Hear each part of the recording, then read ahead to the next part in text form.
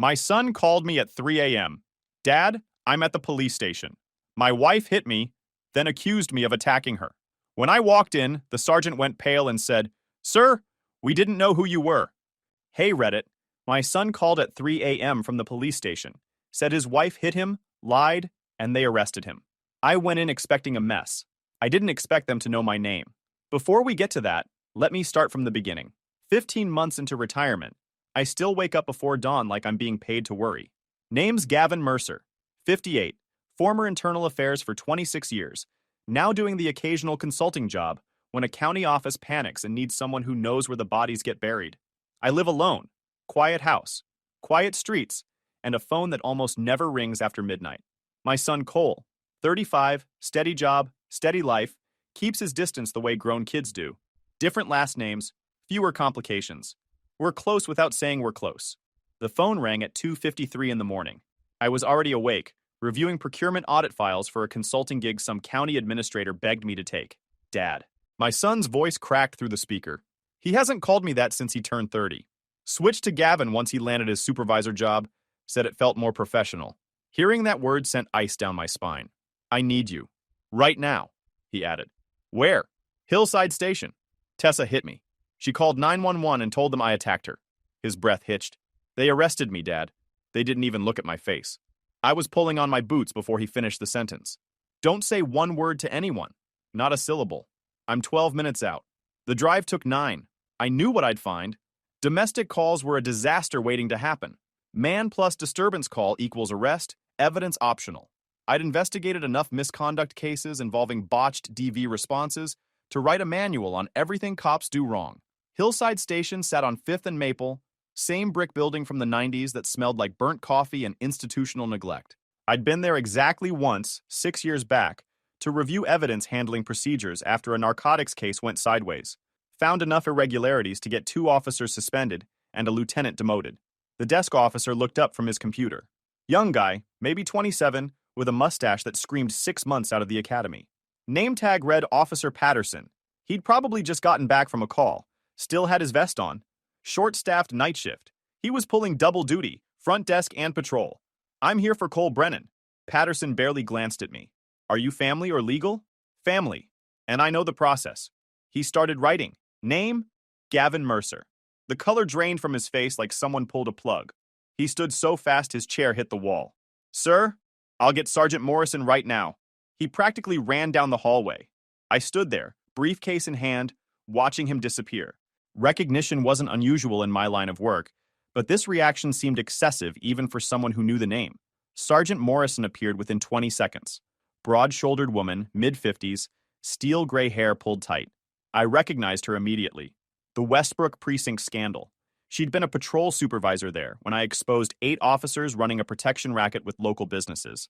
2 went to prison. 5 more got fired. The department's reputation took years to recover, and my name became synonymous with career-ending investigations. Morrison looked like she'd swallowed glass.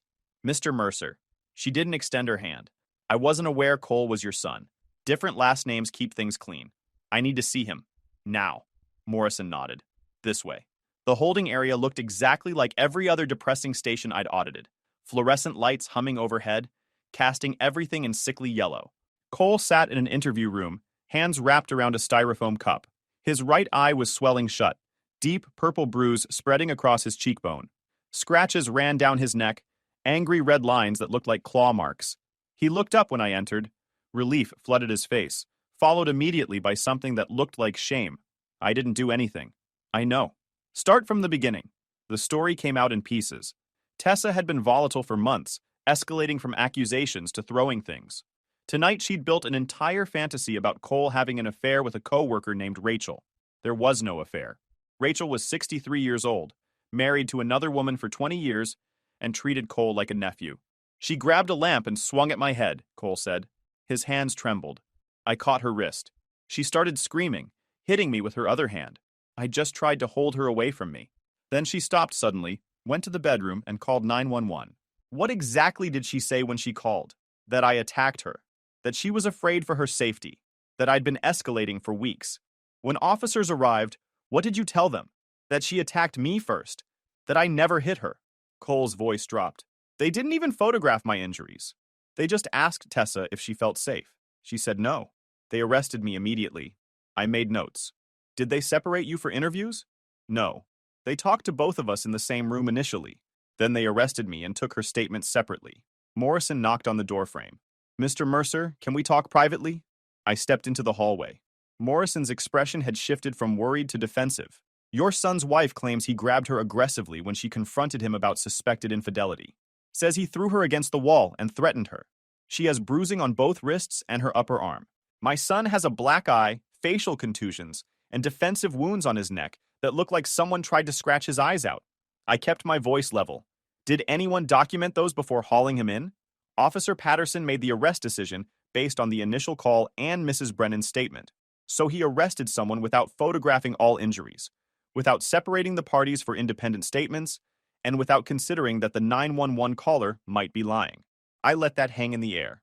If he's booked tonight, Cole loses access to the house by morning. Tessa's probably already drafting an emergency petition. Morrison's jaw tightened. What do you want? Release my son immediately. I want copies of all documentation including the 911 recording, body camera footage from both responding officers, and both statements. I want photographs taken of Cole's injuries right now with proper timestamps and chain of custody documentation. And I want Tessa Brennan interviewed again by someone with more than 6 weeks of field experience. I can conduct the interview myself. Good. Make sure you ask her why her story sounds like she read it off a script. Morrison's eyes narrowed. What do you mean? I pulled out my phone and opened a voice memo. I'd started recording the moment Cole said Tessa called 911. I played back a section where Cole repeated what officers told him Tessa said. He's been escalating for weeks. I'm afraid for my safety. He grabbed me aggressively. Listen to that phrasing. Escalating for weeks. Afraid for my safety. Grabbed me aggressively. I looked at Morrison. Maybe she said it exactly like that. Maybe your officers summarized it. But either way, those are the phrases that trigger an automatic arrest. That's not panic language. That's training. Morrison's expression shifted. You think she planned this? I think she knew exactly what buttons to push to get the response she wanted. And Patterson gave it to her without question. Give me an hour. I went back to Cole. They're releasing you. You're staying with me until we figure this out. What about Tessa? What about her? I kept my tone flat. Cole's loyalty was simultaneously admirable and infuriating. She's not well. This isn't like her. Her job's been stressful. Her mother's been sick. She hasn't been sleeping. None of that justifies assault or filing a false police report. I know, but I can't just abandon her. We've been married 5 years. Cole looked at me with desperate hope. Maybe if she gets help, if we can talk this through, we'll discuss options tomorrow. Tonight, you're coming home with me. Morrison processed Cole's release with conditional language. Pending further investigation, subject to review. The moment we were clear, she pulled me aside and handed me a tablet. Evidence viewing terminal. You can review body cam footage and the 911 recording here under supervision. No copies leave the building without proper requests. She met my eyes. But you can take notes. Morrison returned 50 minutes later with Detective Reeves, a veteran investigator I'd never worked with but heard decent things about. Sharp, methodical, didn't let personal biases override evidence. Cole, Detective Reeves needs to photograph your injuries and take your statement. Answer honestly, I'll be outside. The process took over an hour. Reeves was thorough, documenting every scratch, bruise, and mark. When she finished, she found me in the hallway. His account is consistent. Injuries match defensive actions. I'm interviewing Mrs. Brennan now. I want to observe. You know I can't authorize that. Then preserve all footage under your retention policy. I'm filing a preservation notice first thing tomorrow morning, requesting an audit of evidence handling in this case. Reeves studied me for a moment. You're not here as an attorney. I'm here as a father who happens to know how evidence gets lost or conveniently edited when careers are on the line. Make sure everything's preserved properly. She nodded. Observation room. No interference. I watched through one-way glass as Tessa sat in the interview room, looking small and frightened. She'd always been petite, barely 5'4" with delicate features. Blonde hair pulled into a messy ponytail, tear-stained cheeks, wearing yoga pants and an oversized sweater. She looked exactly like Central Casting's idea of a domestic violence victim. Reeves sat across from her, notepad ready. Mrs. Brennan, walk me through tonight's events. Tessa's voice was soft, but controlled. I got home around 6:45. Cole was already there, which was unusual. He's been working late constantly. She twisted her hands together, bruising on her wrist clearly visible. I asked about his day. He seemed distant. When I pressed, he got defensive. What did he say specifically? That I was being paranoid. That I always assumed the worst about him. Tessa's eyes filled with tears. I told him I'd seen messages on his phone from Rachel at work. They seemed inappropriate. Inside jokes, staying late together. He laughed at me, said I was being ridiculous and pathetic. That last word, pathetic. Cole would never use it. He avoided confrontational language like it was radioactive. Reeves made notes. What happened next? I got upset. I admit I raised my voice. I told him I wasn't stupid, that I could see what was happening. Tessa wiped her eyes with calculated timing. He grabbed both my wrists and slammed me against the wall. Told me to shut my mouth or I'd regret it. I tried to get away and he wouldn't let go. I panicked and started hitting him, trying to get free. That's when he finally released me and I ran to call 911. Reeves leaned back.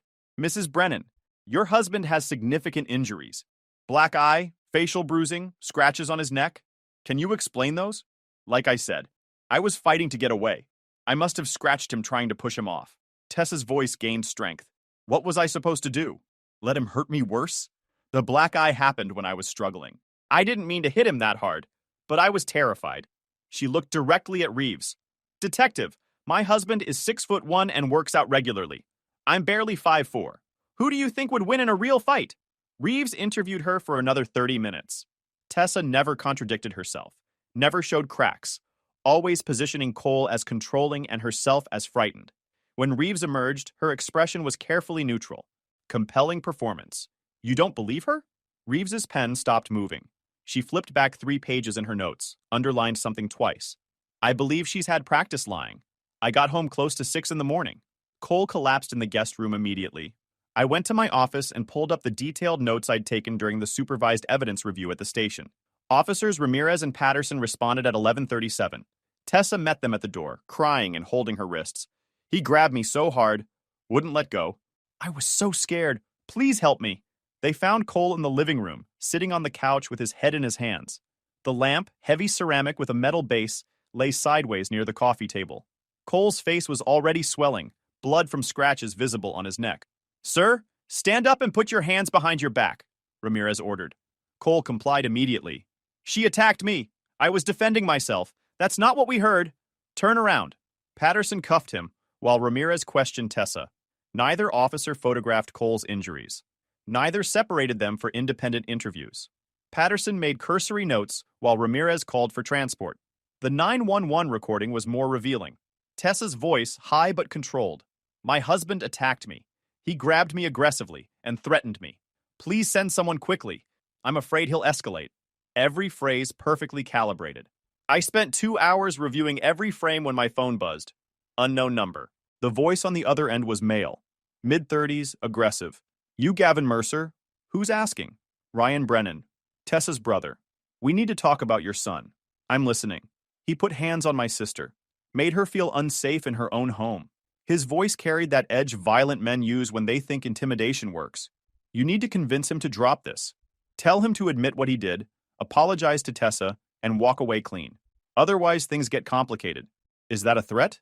It's advice. From someone who protects family. Ryan's tone sharpened. Cole's making this harder than it needs to be. Tessa's willing to forgive if he takes responsibility. But if he keeps playing victim, if you keep backing him up, people might start asking questions about your credibility. About whether that Westbrook investigation was as clean as you claim. I smiled, though he couldn't see it. You done? Listen carefully. No, you listen. I kept my voice conversational. You just threatened me and my son on a recorded line. You implied you'd fabricate allegations about a closed investigation. And you admitted your sister is willing to drop this if Cole confesses to something he didn't do, which proves she's leveraging the system. The silence on the other end was satisfying. If you contact me, my son, or anyone connected to this case again, I'm documenting this as witness intimidation. Are we clear? Ryan hung up. I immediately saved the recording and sent copies to 3 separate cloud accounts. Then I sent it to Detective Reeves with a brief explanation. She called back within 10 minutes. Well, that was stupid of him. Very. But it proves they're coordinating. Tessa's not acting alone. I'm adding this to the file.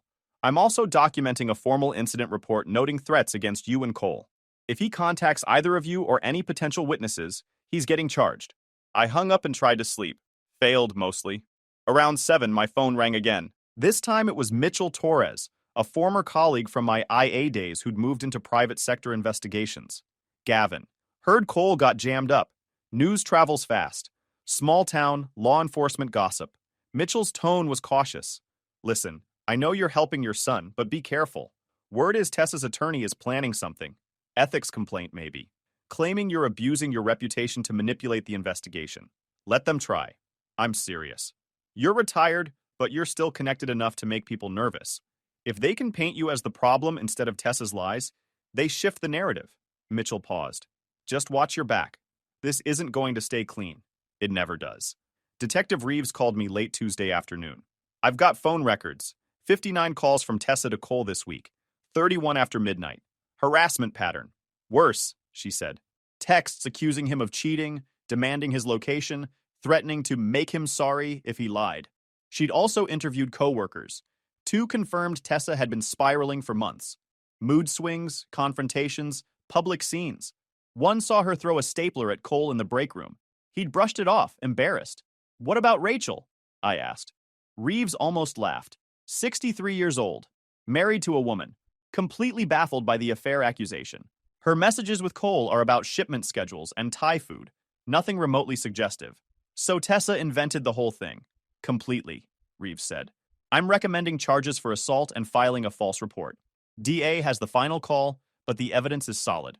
After we hung up, I went through the body cam footage again. Something wouldn't stop itching at me. Ramirez and Patterson arrived at 11:37, 2 minutes at the door with Tessa. Inside by 11:39, Cole in cuffs by 11:41. But Ramirez's footage had a gap, 11:39 to 11:40. A perfect black screen. 1 minute gone. I called Reeves. There's a gap in Ramirez's footage. Probably a glitch, she said. Old equipment. Or someone edited it. I kept my tone neutral. I'm filing a preservation notice and requesting an independent review. Gavin, she warned, you're going to make enemies. I've had enemies since Westbrook. This is nothing new, but that missing minute matters. She exhaled. I'll pull the server copies. If something's off, we'll find it. The next morning, an email from Hillside PD Internal Affairs hit my inbox. Subject line, formal inquiry. I sat down. My hand found the desk edge automatically, a habit from years of reading bad news. The complaint accused me of using my former IA position to influence an active investigation, said I intimidated officers, demanded special treatment for my son, and threatened retaliatory audits. The signature at the bottom, Gerald Kessler, attorney at law. I'd never worked directly with Kessler, but his reputation preceded him. Aggressive, opportunistic, ethically flexible. The kind of lawyer who'd sue his own reflection if he thought it blinked wrong. 5 minutes later, my old colleague Mitchell called. Told you they'd come after you. Kessler, I muttered. Of course. He's representing Tessa. Claims you're manipulating the investigation because you're Cole's father and a former IA hammer. I haven't talked to a single witness. Doesn't matter, Mitchell said. He's building a narrative. If he discredits you, he devalues everything Cole says. Be careful, Gavin. This is about to get ugly. It already is. The ethics complaint meant I had to move surgically. Everything documented. Nothing casual. Any misstep, and Kessler would paint me as a washed-up investigator trying to muscle the department. I called Peter Caldwell, an attorney I trusted, smart, meticulous. Zero tolerance for shortcuts. Peter, I need representation. I heard about Cole, he said. I'm in. Kessler filed an ethics complaint against me. Peter was quiet for a beat. Then you step back. Let me handle the legal work. You stick to oversight. Don't talk to witnesses. Don't show up uninvited anywhere. Don't give Kessler ammunition to claim you're abusing influence. I hate how right you are. I know. Now send me everything. I'll respond to IA and get ahead of him. The week crawled by like punishment. Cole haunted my guest room, ricocheting between guilt, anger, and exhaustion. And above everything floated that damn complaint, a storm cloud waiting to break. Thursday, Reeves called again. This time her voice carried an edge. That missing minute? It wasn't a glitch. Someone accessed the server and deleted it 3 hours after the arrest. Who? We don't know. Admin login, generic username, could be anyone with access. She sounded frustrated. This person knew exactly what they were doing. Covered their tracks. Can you recover it? Tech's trying. Maybe. It means someone inside wanted that minute gone, I said. Whatever happened contradicted Tessa's story. Or it proved Cole's, Reeves added. I'm taking this to Captain Hernandez. Hernandez was old school, 28 years on the job, reputation for cracking down hard on misconduct. If evidence tampering happened in his house, there'd be hell to pay. Good, I said. Make sure he knows someone tampered with evidence in an active case. That's a felony. He knows. Friday morning, my phone rang. Captain Hernandez. Mr. Mercer, my office, 1 hour. When a man like Hernandez calls you in, you clear your schedule. His office was sparse. Commendations, family photos, a neat desk. He motioned for me to sit. Detective Reeves tells me you identified possible evidence tampering and that you've stayed in your lane despite the ethics complaint. I know the rules, I said. I'm not trying to create problems. Good, he leaned forward, because I reviewed the deletion myself. Someone logged into our evidence server using credentials belonging to a supervisor who was off duty. The login came from an IP address tied to a coffee shop miles from here. So someone stole credentials and deleted evidence remotely. Exactly. This wasn't a panic move. It was calculated. I've opened a full internal investigation. Whoever did this will face criminal charges. I appreciate your transparency, I said. But I need to know, what was in that missing minute? Hernandez opened a recovered fragment on his computer. Not the full video, but enough. The footage was grainy, jagged around the edges, but the audio was clear. It showed Patterson at the door talking to Tessa while Ramirez walked inside. Tessa. He grabbed me so hard, I'm scared. Patterson. Did he hit you? Tessa. Not exactly, but he was aggressive. He threatened me. Patterson. What did he threaten? There was a long pause. 4 seconds. Then Tessa's voice shifted, uncertain, reaching for something that sounded like fear. He said I'd regret making accusations. Patterson. That's a threat. We'll handle this. The clip cut out. Hernandez closed the screen. That pause tells the whole story. She was improvising. Patterson fed her the language she needed to make an arrest stick. Someone deleted it because it showed coaching, I said. Exactly. And that someone will face consequences. Hernandez's expression hardened. This also means Patterson's arrest of your son was based on a manufactured statement. The DA dropped all charges this morning. She's reviewing whether to charge Tessa. I stood. Thank you, Captain. Don't thank me yet. This is about integrity, not favors. He offered his hand. But I am sorry your son got caught in the middle of this. I shook his hand and walked out, knowing one thing for certain. The real fight had just begun. Peter called me Saturday morning. We have a problem. What now? Key witness is backing out. Jennifer Kemp, the co-worker who saw Tessa throw the stapler, says she's not comfortable testifying anymore. Why? She didn't say, but someone got to her. His frustration was obvious. Without her, the pattern still stands, but it's thinner. Can we compel her? We can try, but if she's scared, she could recant on the stand. I hung up and called Mitchell. I need you to dig quietly. How quiet? Background only. Who she talked to? Anything unusual? No contact. A pause, then a sigh. You know this could blow up. I know. Do it anyway. 6 hours later, he called back. Ryan Brennan showed up at Jennifer's house Thursday night. Neighbors saw him. 20 minutes inside, she looked shaken when he left.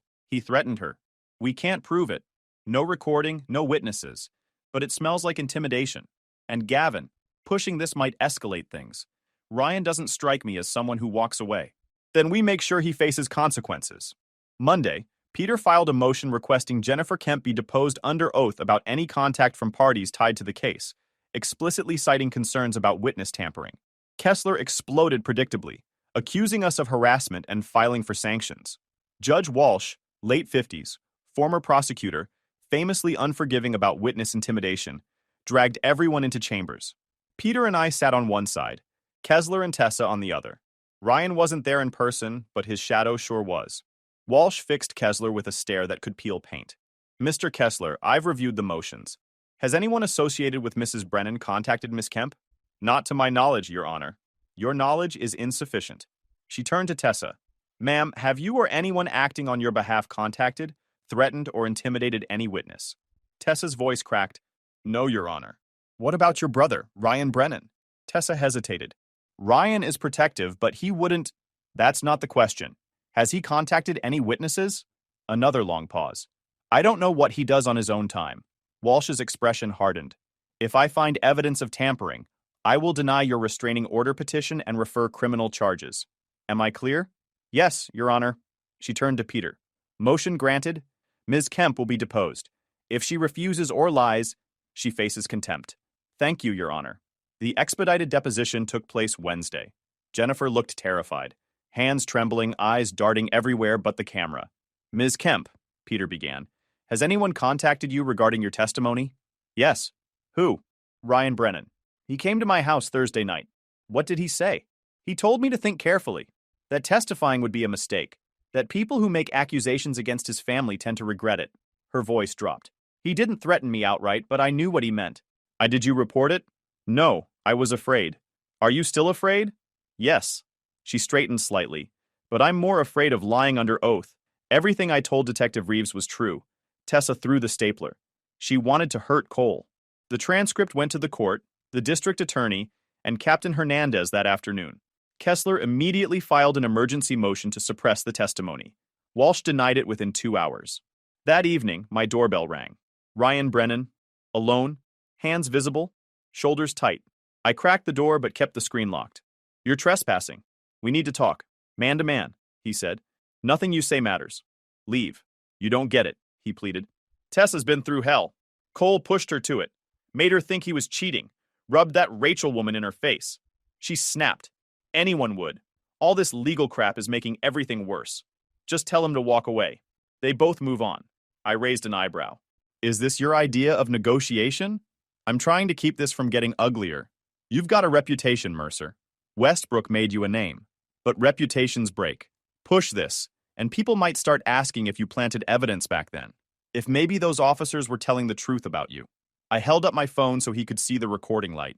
You just admitted Tessa attacked Cole, and you just threatened to fabricate allegations against me about a closed investigation. His face flushed dark red. You son of a... I'm calling 911. You have 10 seconds to get off my property. He left, barely. But the look he shot over his shoulder promised he wasn't finished. I sent the recording to Reeves, Peter, and Hernandez. Peter filed for restraining orders for both Cole and me that night. By Thursday morning, Ryan Brennan was in handcuffs. Witness intimidation, criminal threats, criminal trespass. Bail set at $20,000. Tessa's mother, Carol, came unglued in the station parking lot, screaming about persecution and corruption. Ryan was protecting his sister. You people are destroying my family. Hernandez himself stepped outside. Ma'am, your son threatened witnesses and violated warnings. Those are crimes. If you continue disrupting operations, you will be arrested. She backed off, but not quietly, posting online within the hour about a corrupt former investigator using connections to destroy a victim's family. It got 43 shares before someone pointed out that attacking the father of the alleged domestic violence victim was an odd choice if she wanted sympathy.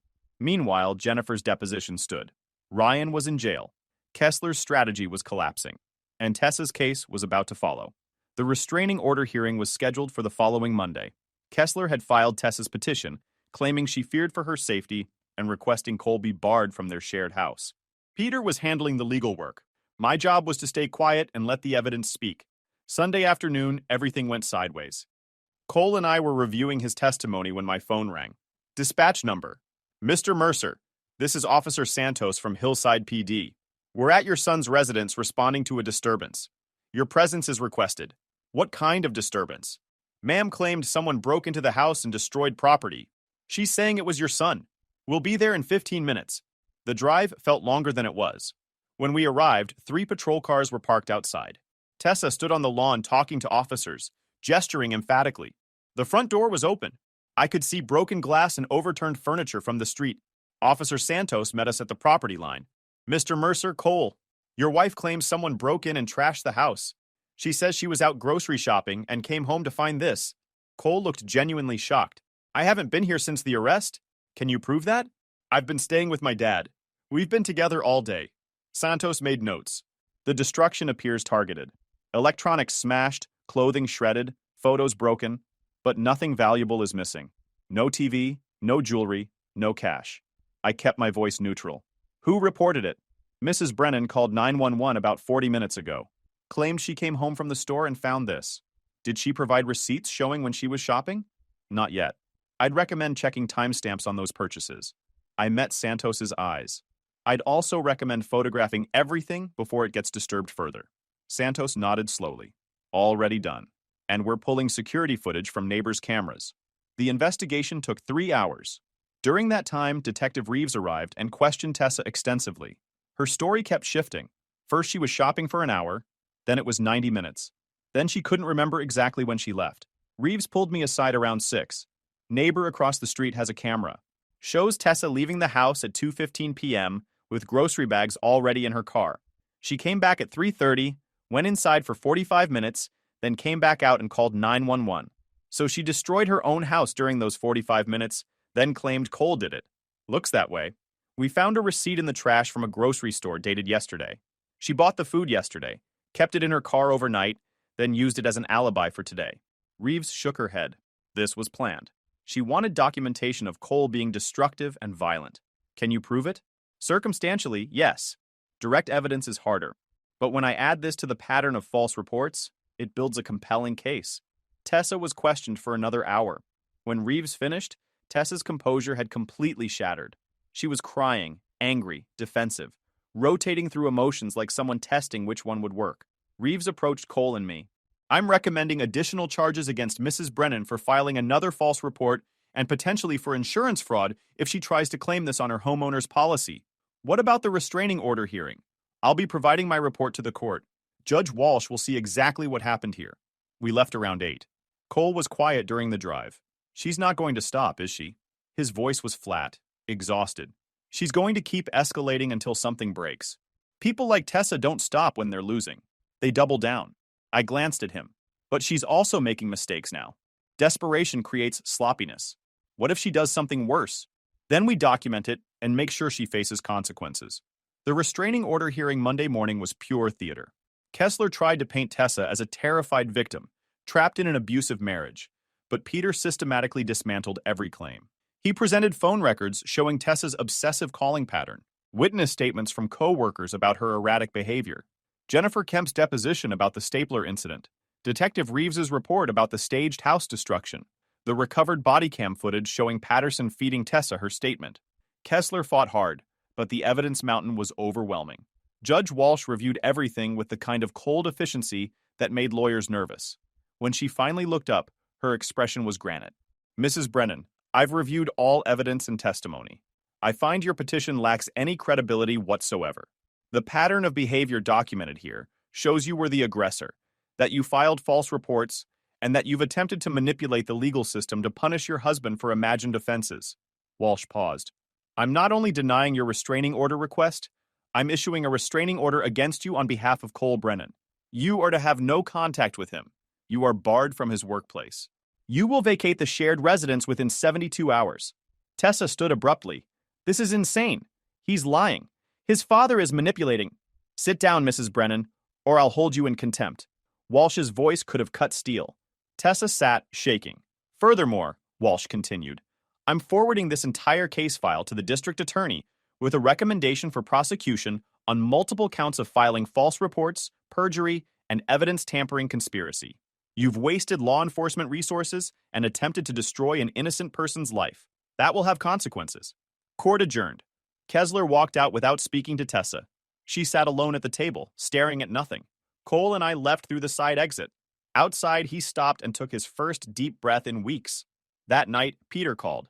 Tessa's new attorney wants to meet. Public defender named White. Says she has information about who deleted the body cam footage in exchange for consideration on sentencing. What kind of information? Text messages between Ryan and Patterson. Proof of coordination. She's willing to testify against both of them if the DA reduces her charges. Why the sudden cooperation? Ryan cut contact after his arrest, took his plea and disappeared. She's angry and looking for leverage. The meeting happened 2 days later at Peter's office. Tessa's attorney, David White, brought documented proof, text messages showing Ryan contacting Patterson after the arrest, asking him to handle the body cam problem. Patterson had used a supervisor's stolen login credentials from a coffee shop to make it look like an outside breach. He expected $5,000 in cash. The payment never came. Ryan ghosted him after taking his plea deal. The district attorney moved fast. Patterson was arrested within 48 hours. The ethics complaint against me was withdrawn after Captain Hernandez provided a detailed clearance report.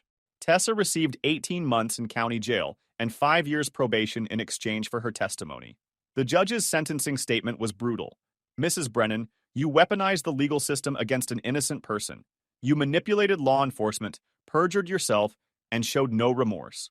The only reason you're not serving more time is because your cooperation exposed corruption. That doesn't absolve you.